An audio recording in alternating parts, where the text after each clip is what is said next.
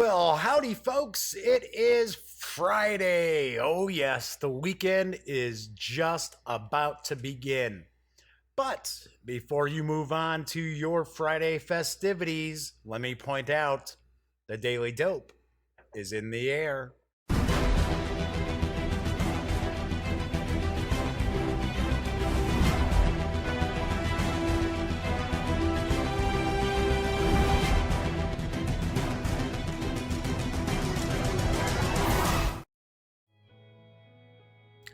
Welcome, welcome, welcome.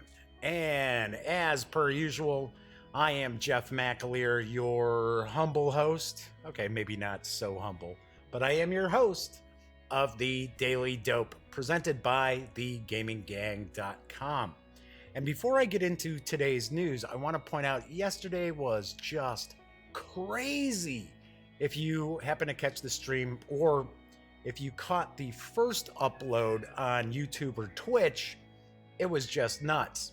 First, I had an issue with my sound. The mic wasn't working at all. Found out what that problem was because it kept popping up every once in a while. It wasn't every day, but I don't know. So anyway, so I fixed that. So going forward, I shouldn't have any issues with that. But the thing that really threw me off completely was I ended up having to start the show late. So of course I was just, I don't want to say frazzled, but it really threw my game off. And then I go and check out the upload for YouTube and the sound is way out of sync. So I'm like, for crying out loud. So I had to download that video, separate the audio from it. And the weird thing was there were a lot of game videos included in yesterday's show. So those were all in sync, but my audio with the mic was way out of sync by about a second. So I had to chop up the video, resync all these little portions of me talking, and then upload it back to YouTube. Hopefully it's not too bad. And it looks like everything should be in sync for today. But there's no telling, you never know. It's always something. I swear I'm going to get everything ironed out one of these days. I'm hoping one of these days, no hitches, no glitches, no snafus. Anyway, so welcome aboard. It is Friday. As far as my format for the Daily Dope, and this is brand new, shows just started streaming, really officially launched a week ago today. And on Fridays, I want to kind of focus a little more on family-friendly fare. Or as I have over at thegaminggang.com, I have a family fun zone. So I'm going to talk a little bit more about family-friendly games today. I have an unboxing I'm going to do live of Zoo Ball from the fine folks over at Osprey Publishing, or I should say Osprey Games, because that's the division of the company that's producing these games. I got quite a few cool games from Osprey that I'm taking a peek at. So I've got Zoo Ball in just a little bit. And I'm going to answer a couple of questions from the mailbag after I get into the news. And I did mention, I talked about last week how my favorite comic is from a small publisher. And I've actually had a few people ask, well, what's your favorite comic? Aren't you going to share? And yes, I will. After the news, though. I promise I will share it after the news. Anyway, let's move on to our first piece, and it is from Calliope Games. That's right, Calliope Games has a new family game designed by Mike Elliott, which is about to head into stores. And it really does look like a fun one. In Shutterbug, players will take on the role of freelance photographers as they travel across 1930s America in search of strange and mysterious creatures to snap pics of. I guess all these people must be trying to sell photos to the Weekly World News. If you're younger, you may not remember the Weekly World News, but you know when you go to the grocery store and you're standing in the checkout line and they've got those scandal rags. Not going to name any names, whatever. I don't need that hassle. But there used to be one called the Weekly World News. And a lot of folks out there are going to remember this because it was the cheesiest scandal rag you ever saw. And they had, I swear, every 3 weeks they would run a story about this baby vampire, and they would just recycle like 4 or 5 obviously, well, we didn't have Photoshop back then, but obviously doctored images of this crazy baby vampire with these huge eyes, and was like, ah. A lot of people out there, I'm sure, are going to remember that. Anyway, back to Shutterbug. Here is the dope about the game from Calliope. It's 1932. The world is fascinated by growing rumors of hidden creatures that roam America. Popular tabloids are desperate for photographs of these mysterious beasts to prove the myths and sell tabloids. That's where you come in. As a freelance photographer looking to make a name for yourself, and probably some bucks, you must follow tips that have you scouring the country hoping to snap the pictures the tabloids desire. When your deadline arrives, you'll sell your portfolio to score big. Now grab your camera and field notes, stay one step ahead of your rivals, and race to a photo finish as the greatest Shutterbug of all time. Shutterbug is a fast-paced set collection game of opportunity and exploration for 2 to 6 players, played over 8 rounds. Each turn, players will move their pawn across a map of America, gathering tip cards and racing to specific spaces to take pictures of astonishing and astounding mythical creatures.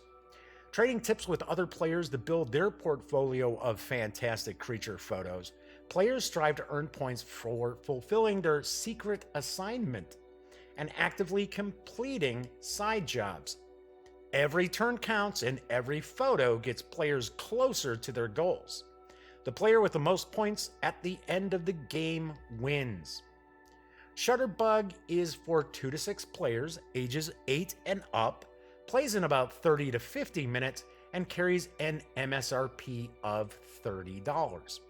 As I mentioned, it does look pretty neat, kind of cool. Mike Elliott's a great game designer too, so I'm sure it's going to be fun. I do actually have 2 news pieces from Calliope today. Yes, amazingly enough, I have 2 pieces of news from Calliope. And there's actually really 3 games that are arriving soon. But come on, this isn't the Calliope News Hour. So I'm going to leave the 3rd game for Monday.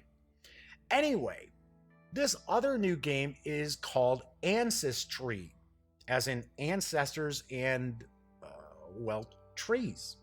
Here's the dope from Calliope once again. Ancestry is an elegant tile drafting game designed by Eric M. Lang, illustrated by Larry Elmore, sweet Larry Elmore, and colored by Adahid Zimmerman. And I'm sure I completely Adelheid Zimmerman. In Ancestry, it's late at night and you're in the historical archives, proving to your rivals that you have the greatest lineage of them all. Your search reveals fascinating ancestors within your family tree. Wealth, power, and the occasional black sheep of the family are all there. Yes, I'm the black sheep in the family. Everybody knows that. How do your ancestors stack up through the generations? Play Ancestry today and find out. In Ancestry, players get to build their personal family trees. During each of 3 rounds, every player begins with a hand of 6 ancestor tiles. They choose one and pass the remaining tiles to the next player. The chosen ancestor is then added to the family tree, connected by leaves or hearts. Once 5 ancestor tiles have been added to the tree, the round ends. Players compare their family tree to those of their neighbors and gain points for the longest connected generations and coin icons in their tree. After 3 rounds, players gain bonus points for all the marriages they have created. And with most games, the player with the highest score will win. Ancestry is for 2 to 6 players, ages 8 and up, plays in around 20 to 40 minutes, and carries an MSRP of $30. I do want to mention I don't have any specifics on release dates for either Shutterbug or Ancestry, but I do understand that both titles are currently shipping out to their Kickstarter backers, and following that, they will hit retail stores. So that leads me to believe that these games, as well as the third mystery game I'll talk about on Monday, should be available in about a month, would be my guess. Next up, my friends over at SolarFlare Games have revealed plans for a family fun title coming to Kickstarter next month, and they're going to look to crowdfund The Kids versus the House. Come on, what kid doesn't love spooky haunted houses? Well, okay, I'm sure there's plenty of them who are really scared of haunted houses, but not in a card game. So here is the dope from SolarFlare. The adventure begins January 2018. You and your friends are tired of having all your great stuff go missing. I hate when that happens. I hate when my great stuff goes missing. You know it's that creepy house on the corner. The house is stealing stuff? Okay. And you've had enough. You each are going to gather a group of friends from the neighborhood and make a mad dash into the house to try to get your items back. To start the Kids versus the House, players determine how many items, as few as 1 and up to 20, they need to recover from the house. This allows them to customize the length of their game. You then flip the first item card over and see how many kid team points you need to have in order to try to get the item back. Each player starts with 2 cards from the action/kid deck. This deck contains kids from the neighborhood worth 1 to 5 points each that you add to your hand to try to build up a team with enough points to retrieve the item. There are also 4 other types of cards that cause things, do things, and help protect you from the creepy things that can happen in the house. Chaos cards always go off when drawn. And Chaos, she is a harsh mistress. I need a sip of water. I'm drinking water today, folks. No diet soda. Nom, nom, nom, nom. Let's try that again. Chaos, she is a harsh mistress. Protection cards are used to prevent or deflect many of the negative events and actions in the game. Incident cards can be played on other players during your action phase to try to disrupt their chances of acquiring the item. Trap cards also always go off when drawn, with the house apparently trying to defend its ill-gotten gains. Beware of the house.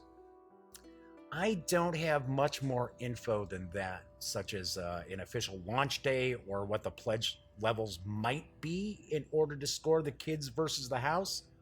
But of course, I'll be bringing that news to you as soon as it's available.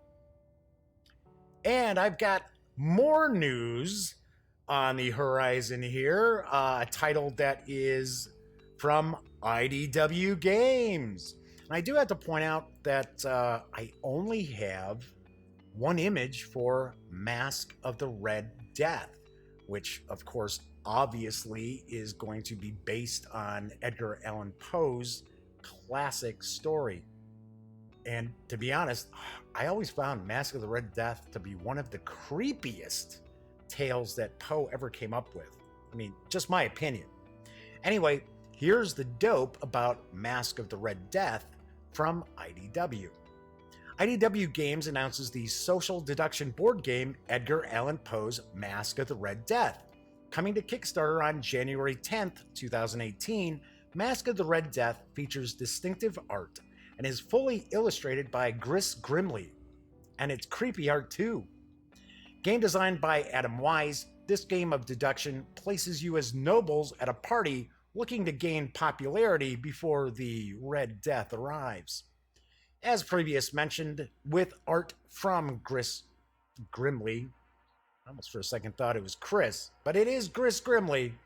This marks his first tabletop game, allowing his art to cover the cards, boards, and game pieces, all incorporating his unique style, which captures the tone of this sinister story. Based on Edgar Allan Poe's story and Canadian Game Design Award finalist, Mask of the Red Death pits you and 4 to 7 players against each other as you hobnob with the prince. But disaster strikes at midnight. Players have to balance their actions carefully between currying the prince's favor and discovering what rooms the Red Death will visit. After all, the highest social standing only matters if you survive. Jerry Bennington, VP of New Product Development, said, Gris Grimley has done an incredible job of creating the tone with his fascinating art style and understanding of the story being told. Partnered with Adam Wise's thematic game design, this game is sure to give players a wonderful experience fitting right into Edgar Allan Poe's world. Planned as a Kickstarter, this social deduction game of popularity and danger, and I suppose death, Mask of the Red Death will be launching on January 10th, 2018, and will be available in stores soon after fulfillment. Interesting. I have yet to actually play an IDW game. And it's strange because when I was at the Gamma trade show in Vegas a few years ago, they had just launched and they had, what was it? I believe their first games were Kill Shakespeare and I think it's pronounced Machikuru? Come on, I can barely pronounce English words. You think I'm going to get some Japanese games name right? But they have followed that up with quite a few different games. In fact, they've got a Teenage Mutant Ninja Turtles game that looks kind of cool too. Anyway, I do have a news piece that does actually have some images that we can take a peek at. And it is from Fantasy Flight Games. Of course, Fantasy Flight Games is going to have plenty of images in their news releases, just like they've usually got about 40 paragraphs of info, which I will not be reading for this. But the new game, or I should say new expansion, is for Mansions of Madness. Yes, Mansions of Madness is receiving its all new supplemental expansion. Yeah. So fans of Mansions of Madness should be pretty pumped. Here's the dope from Fantasy Flight Games. Arkham is under threat once more, but this time, evil is not emerging from beyond the veil that divides worlds. It comes from within the city itself. The Order of the Silver Twilight is a powerful, esteemed society within Arkham, but their secretive nature naturally incites your curiosity. What are they really up to, and what are their motives? Fantasy Flight Games is excited to announce the upcoming release of Sanctum of Twilight, a new expansion for Mansions of Madness 2nd Edition, and it's now available for pre-order. Sanctum of Twilight is an expansion for Mansions of Madness. Yes, didn't you just tell me that?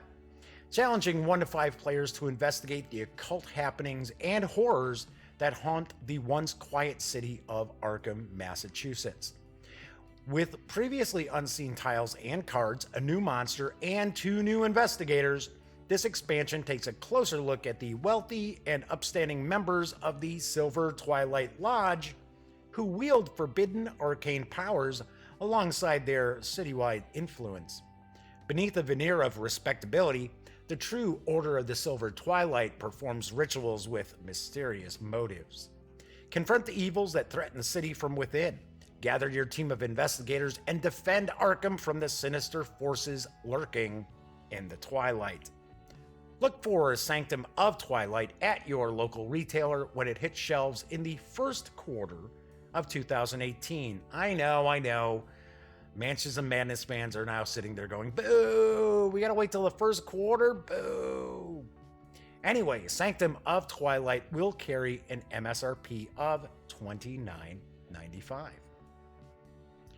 I do want to point out, I'm a fan of miniatures games. I like miniatures, and I don't cover enough, in my opinion. I don't cover miniatures enough on the Gaming Gang, and I'm trying to rectify that situation. But one company that I usually do share information from is Warlord Games. And Warlord Games, Warlord Games has something that they're giving away for free. Yes, free. And everybody likes free, especially members of the press. Remember I mentioned that? You say free, we come running. Anyway, they are giving away free copies of Quick Start Rules to their science fiction miniatures game, Beyond the Gates of Antares.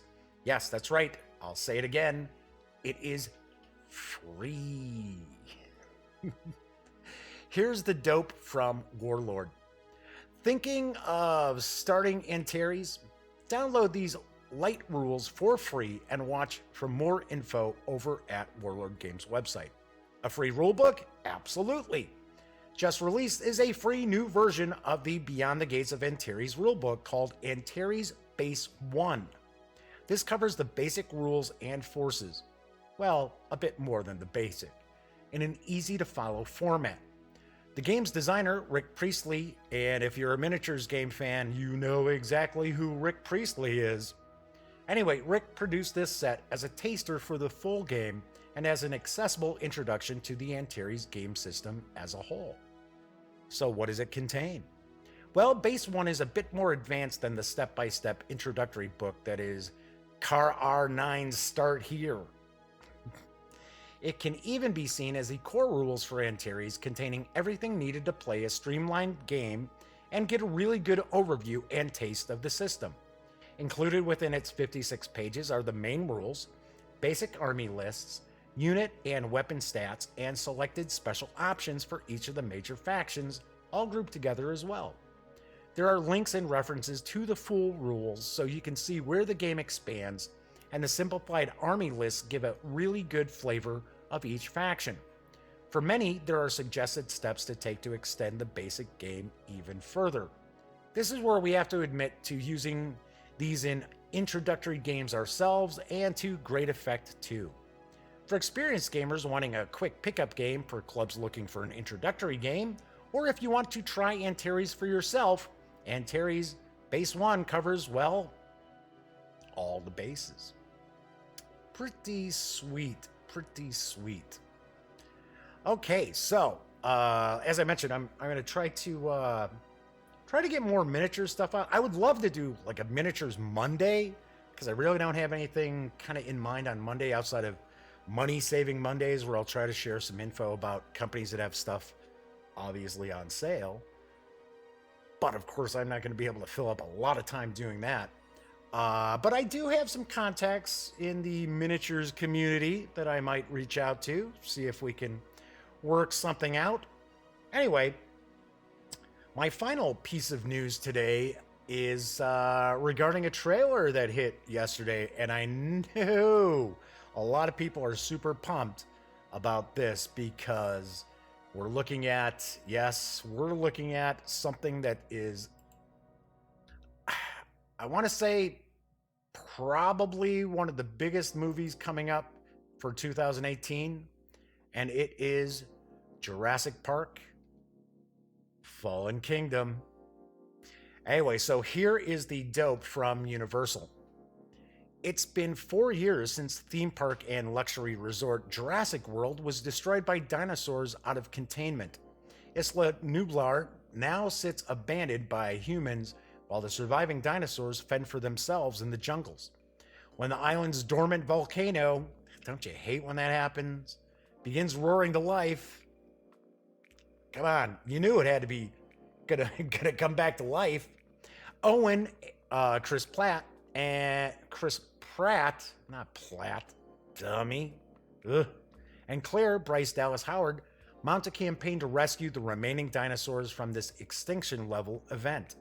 Owen is driven to find Blue, his lead raptor, who's still missing in the wild. And Claire has grown a respect for these creatures. She now makes her mission. Arriving on the unstable island as lava begins raining down, once again, hate when that happens, their expedition uncovers a conspiracy that could return our entire planet to a perilous order not seen since prehistoric times. With all the wonder, adventure, and thrills synonymous with one of the most popular and successful series in cinema history, this all-new motion picture event sees the return of favorite characters and dinosaurs, along with new breeds, more awe-inspiring and terrifying than ever before.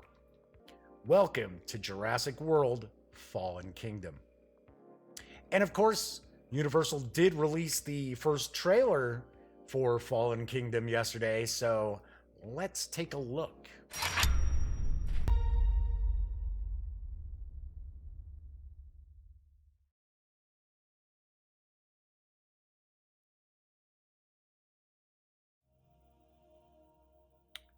Oh yeah, that looks pretty sweet. That is very, very cool. And of course, as mentioned previously, Jurassic World: Fallen Kingdom will hit theaters on June 22nd, 2018. All right, so that is the news for today, and hopefully everything's been kind of going off without any hitches. I'm still kind of getting used to these various little hotkeys to move around through some of these scenes and so on and so forth, especially when I've got the teleprompter going, which, goodbye, teleprompter. Yay, so long. See you next Monday. So anyway, before I get into the unboxing for Zubal, I did want to tackle a couple of things from the mailbag. And I do want to point out that if you've got a question, comment, suggestion, by all means, feel free to email me. Of course, there is the chat that's over here too. I pointed out before, I don't really expect people to be jumping into chat. I think this is more of a show where people just kind of kick back and watch or listen while they go about their workday or school or whatever. Hey, wait a second. You better not be watching this while you're in school. Unless you're at lunch or you're in some sort of a break. Study hall. Well, study hall. Yeah, I guess you could do that in study hall. When I was in high school, my friends and I all played games while we were in study hall, supposed to be studying. Anyway, thankfully our grades didn't suffer for it. But the first thing I wanted to point out is Alan. Didn't say where they're from, but I assume Alan's a guy. Alan asked me, why do I hate Kickstarter? And I've never said I hate Kickstarter. I said I'm kind of ambivalent towards Kickstarter. Today had a little more Kickstarter news than I like to put out there. Normally, the way I kind of look at it is I have no problem sharing like a Kickstarter a day, and that's both here on the Daily Dope as well as over on thegaminggang.com, because I don't want to really inundate people with Kickstarters, and there are a lot of Kickstarters getting lost in the shuffle. And I guess that's one of the reasons why I'm kind of ambivalent about Kickstarter. I still believe there are some companies out there who really don't need to be on Kickstarter, but they constantly return again and again and again and again, and they do huge funding runs. So we're talking, $750,000, $1 million. Hey, that's great. That's cool. But they're squeezing out some of the little publishers who have really cool games because most people they don't see these smaller Kickstarters. So I'll give you a great example, like SolarFlare Games. They've done some Kickstarters for like their Nightmare Forest, and I've provided previews of it. And thankfully, they've funded, because we've been able to, not just myself, but other people too, have been able to point people in that direction, because they're good games. They're fun games. They're also family-friendly games, which kind of fits in our topic for today. Format, theme, whatever you want to call it. It's, Family Fair Fridays. So I don't hate Kickstarter. I think it's being misused. Plus, there still are a lot of projects out there that have raised tens of millions of dollars combined that no one's ever seen. So there's still that risk factor involved too. Anyway, but the Kickstarters I share, I'm pretty confident Number one, they're going to fund, and number two, that they're going to be worth your money, and number three, that you'll receive the game or whatever it may happen to be. It's almost always games, but I'm confident that you will receive it if it successfully funds. So there's that. I don't hate Kickstarter. I don't want people to think I hate Kickstarter. Just it's there, and I've said it before, and I hate the term, but I'll say it again. It is what it is, and it really isn't going to change. So there's that. Then the other item, last week I was talking about comic books, and I said that my all-time favorite comic. See, I'm not a DC guy or a Marvel guy. I'm a comic guy. I like comics from all different companies, all different publishers. And I had mentioned that my favorite comic is one I would think people will be a little surprised to hear. And it comes from a very small publisher. But don't get me wrong, this was a very, very popular comic. Excuse me. I will mention my second favorite comic of all time is Eric Powell's The Goon from Dark Horse Comics. I loved that comic book. Now, okay, granted, there were a couple of issues like, what was it, Satan's Sodomy Baby, that I thought, okay, this is way over the top, but Powell was just trying to, see just how far he could push the envelope. But for the most part, The Goon is just one hell of a fun thrill ride, and it's got a lot of heart, which is kind of unusual too if you've ever seen just images from The Goon. But anyway, so that is my second favorite comic. My all-time favorite comic, let me wet the whistle here. My all-time favorite comic is Strangers in Paradise from Terry Moore's Abstract Studios. And when I tell people that it's my all-time favorite comic, sometimes I get a little kind of an oddball look. A lot of people have heard of Strangers in Paradise, or as a lot of people call it, SIP for short, but they've never read it. And I simply adore this comic book for a multitude of reasons. And the reality is, if we kind of boil it all down, the comic ran 90 issues. So if we boil it all down, it's the main focus of the story is a love triangle between Francine, Katchu, and David. So that's kind of the overall arc of the story. But there's a lot going on, and there's humor, there's suspense, there's heartbreak. There is just, it was a comic that I would sit there and anticipate every single month when I'd go grab my pull list from the local comic store that I used to get comics out of in Arizona. And luckily, I had jumped on board while the comic was still going on, because the comic did wrap up after 90 issues. But I have something to mention about that in just a second. Terry Moore's artwork is fantastic. He actually draws women so they look like realistic women, not like every superhero comic you go out there and you buy and every woman is at least a D cup and just crazy fit. So as you can see, I'm sharing some slides in that of some of the artwork, and it's black and white. It's not color. So that turned a couple of people off about the comic, I recall. But Strangers in Paradise is a title that I use to introduce people to comics who do not read comic books. And I used to collect all the trade paperbacks as they came out, and I would loan them out to people. And there were many times that I would loan out like the first 2 or 3, and an excellent starting point if you want to go in that direction is A Dream of You. It really kind of kicks off the whole Strangers in Paradise storyline. I know early issues were kind of humorous. They weren't interconnected. They didn't have a whole lot of continuity. But that starts off the whole really 90 issue run. And so anyway, so I loan these out to people, and men and women. I'm not just talking about, because looking at the art and people, oh, wow, that's just kind of a chick comic. Absolutely not. It's a comic for everybody.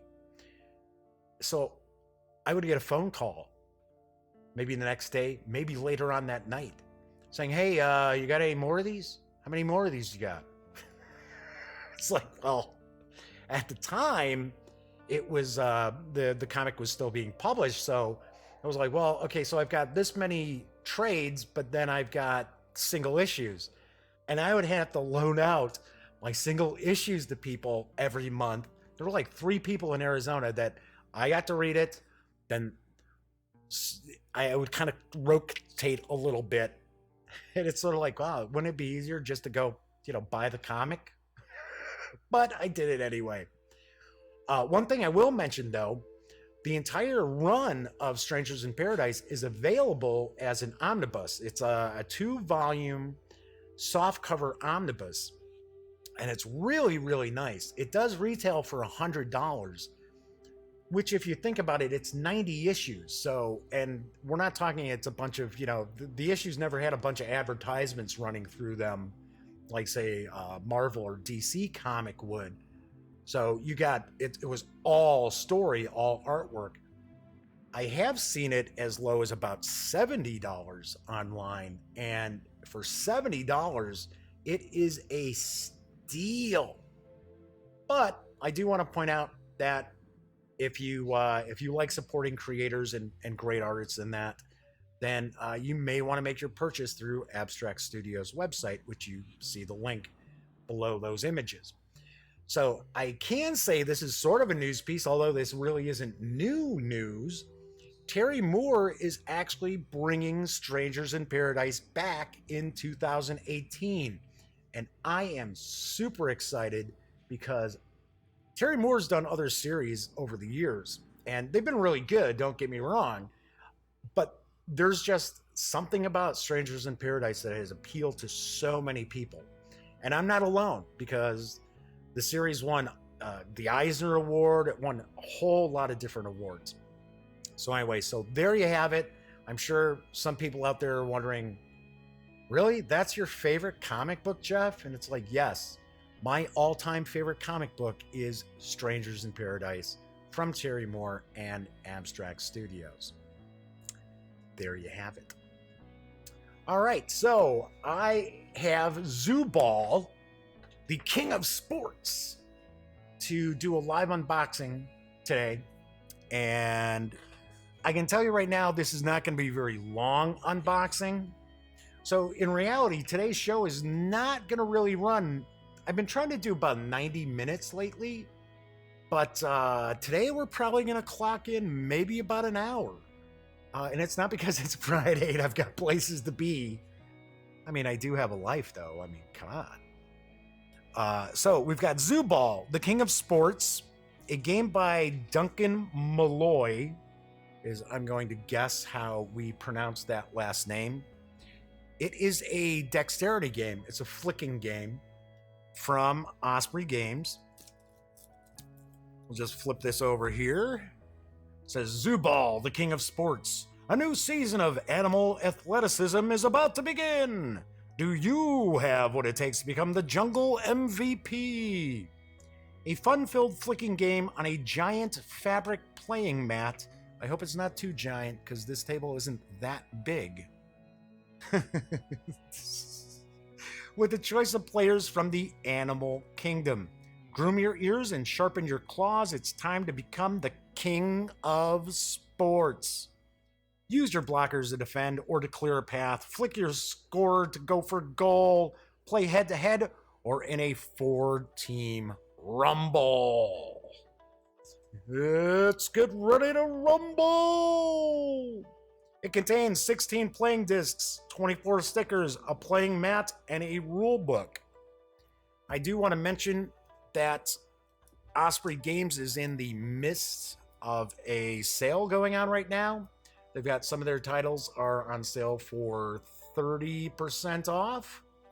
Zubal does carry a $30 MSRP, and I do know for a fact this is on sale until December 15th for $21, which is kind of cool. 21 bucks. I have to point out it is awfully cold down here in the Duct Tape Studios. It is pretty chilly. I gotta get a little more water too. Throat's really dry today. Mouth's really dry. But yes, the weather here in the Chicago area was unseasonably warm through October and November, and even into this month. It was sort of like, wow, really? We're still hitting 55, 60 degrees and it's December? Not every day, but I mean, there were a couple of days. Well, that's over. Now it's pretty chilly. So anyway, so let's get this open here. And yes, as you can tell, this is in shrink. This is a true unboxing video, no cheating.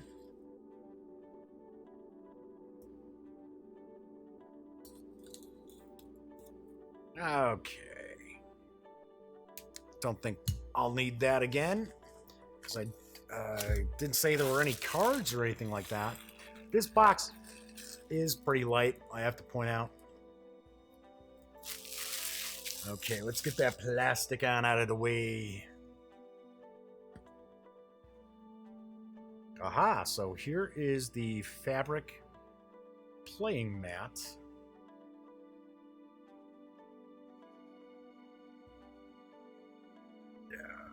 Let's fold this out a little bit. So it is a pretty good size. So you're not gonna need a huge table, but to play. So I'll kind of give you an idea. So we have these almost like for corner kicks like areas. There's 4 of them in each of the corners. Different colors. We've got red, blue, white, and black. I'll just kind of fold this over. This material, you can't really tell through the video. This material reminds me a lot of what you'll find sports pennants. Kind of sports pennants are made out of. A little less, what would we say, like nubs that you see on some of the pennants and that, but this fabric does really remind me of that. In fact, kind of looking at the back, I can't really tell. All right, so that is the play mat, the pitch, the field, whatever we want to call it.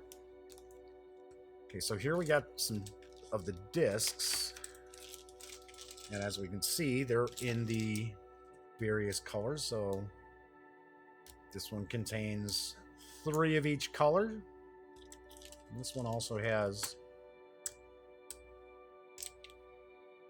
get a peek at those. Obviously, these are where the animal stickers are going to go. So that's a dozen there, and then we've got 4 more. I'm sure there really isn't any difference. Nope, they're identical.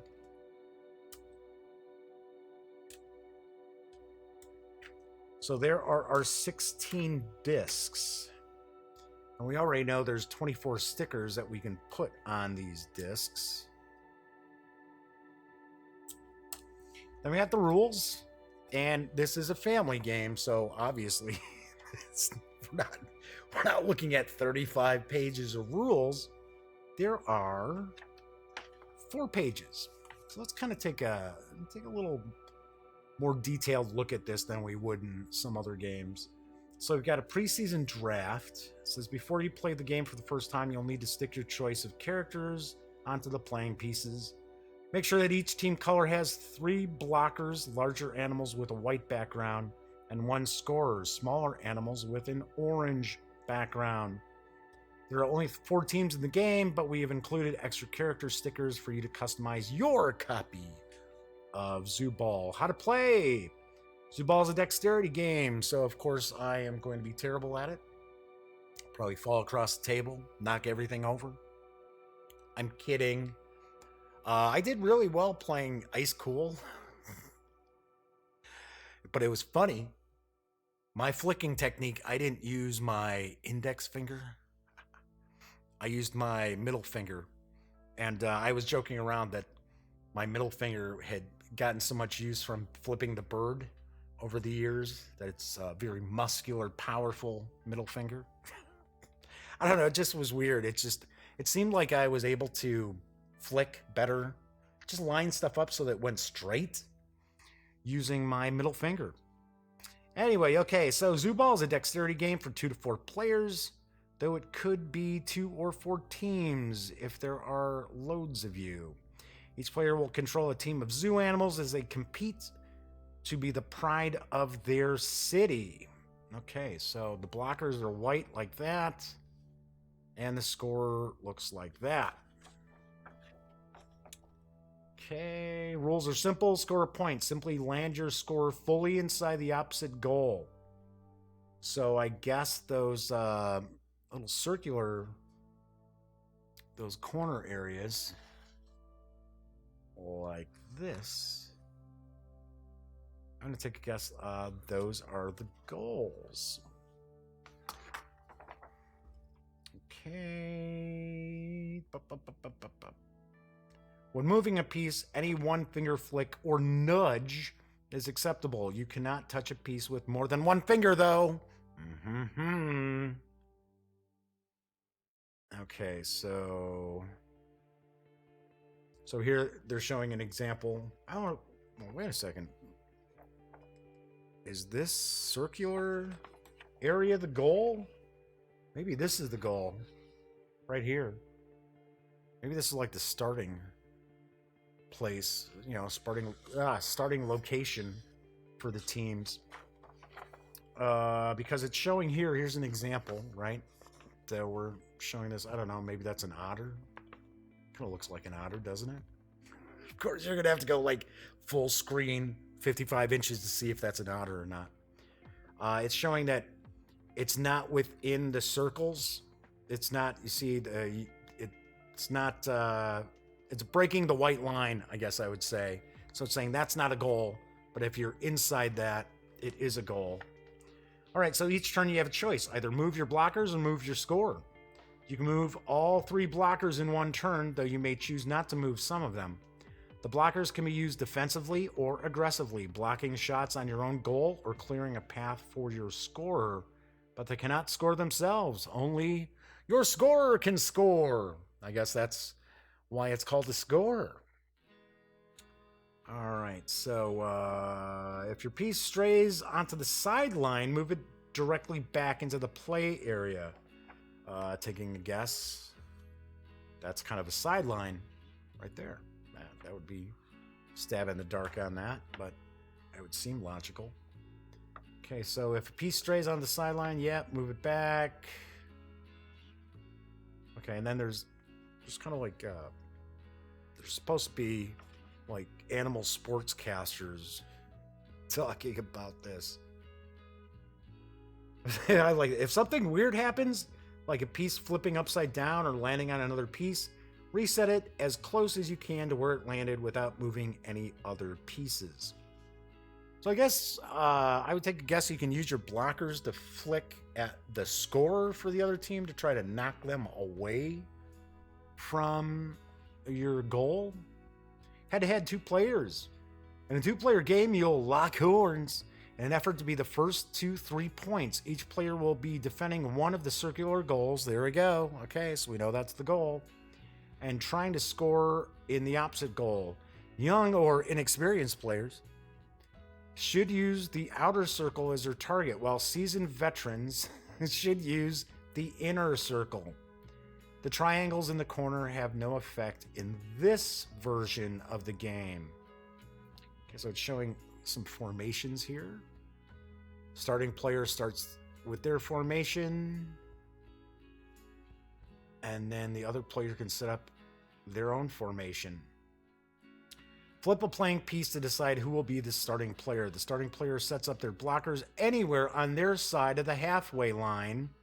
I guess we would consider that, as we football fans, as say the center line or the 50-yard line. Once all three blockers have been placed, the other player sets up their blockers in response. Both scores are placed on the stars in their respective goals. Okay. Once both teams are set up, the starting player takes their turn and play will alternate until a goal is scored. Whenever a player scores, the pieces are reset in this manner. Okay, off the side. If a player goes off the mat on their opponent's end, reset it at the equivalent point on your end. If it goes off the mat at any other point, reset it where it went off. So just kind of an example here. All right, then we got a rumble. 4 players. 4 players compete to crown a king in the jungle. In this version of the game, you'll be playing from a corner of the mat, defending the goal that matches your team color. I'm trying to score in the triangular goal. Oh, okay, gotcha. So what happens in a 4-player game, rather than trying to score by moving your scorer, flicking your scorer into this area here, you're actually looking to get your goal scorer to, no doubt, get your scorer in here. So, all right, and it seems as if that's where you're going to be setting up your team, your formation to begin. Okay, Hall of Fame. Huge thanks are due to a great many people who worked on and helped playtest this game, particularly the Malloys, the Walshes, and my wife, Chrissy. Okay, good deal. All right, so that is Zoo Ball. We can tell right away, very family friendly, because all of 4 pages of rules. Then we've got the, hey, Lost Expedition, yeah. Stay tuned, because I unboxed that the other day, and I'm going to review that next week. So here we go. We've got the different stickers. So we've got various animal stickers here. So you have quite a few options for your scores. Looks like you got a rabbit, a rooster.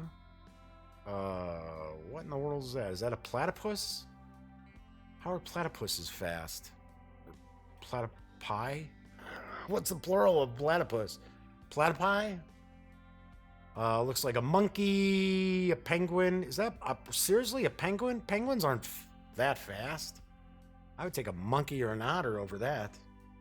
All right. Hey, maybe the fix is in. Maybe there's gambling involved in this that we just don't know about. All right. And then we've got some of the bigger animals here. Jeez. An elk, an alligator, lion. That's kind of cool. Kind of neat. Okay, so I'll put that off to the side for a second. I'm just kind of curious. I want to see how these discs kind of slide. So I'm curious.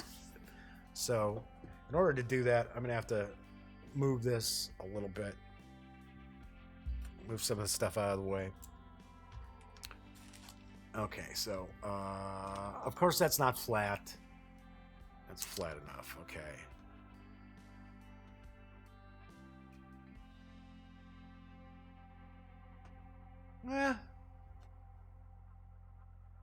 Of course they would. I don't want to like set it up, set it flying off the off the table. Huh? Okay. So yeah, they move easily enough. Nice, cool, kind of funny. I have played only a few Dexterity games. I have never played Chronicle. And I'm pretty sure that's how it's pronounced. I know somebody once said Chronocle. I was like, okay, maybe. I don't know. Never played. I know it's popular, and it looks kind of cool. Well, that's really not a flicking game, is it? Isn't that more kind of a tossing game? I don't know. Like I said, I never played it. Can't even pronounce it correctly. So, all right. So for Zoo Ball, we have. Let me open this back up. We've got the stickers. Cool little advertisement from our friends over at Osprey Games. Okay, we got the rules. We've got the discs of different colors, 4 of each color. I think it's kind of funny how they put, well, okay, we'll put this extra bag in here for the scorers, where they had kind of separated the discs for the ones that you're going to put the scorer stickers on, but it's sort of like, why? It's the same disc. It's kind of funny. All right, and then we've got this, whoops. And we've got this pitch, this field, the playing field. Okay, so I'll fold that back up.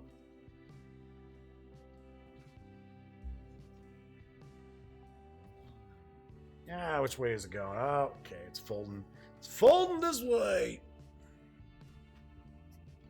All right. Oh, I keep bumping the mic. I apologize. I'm not used to having to like fold laundry in front of the camera. All right, so we've got that as well.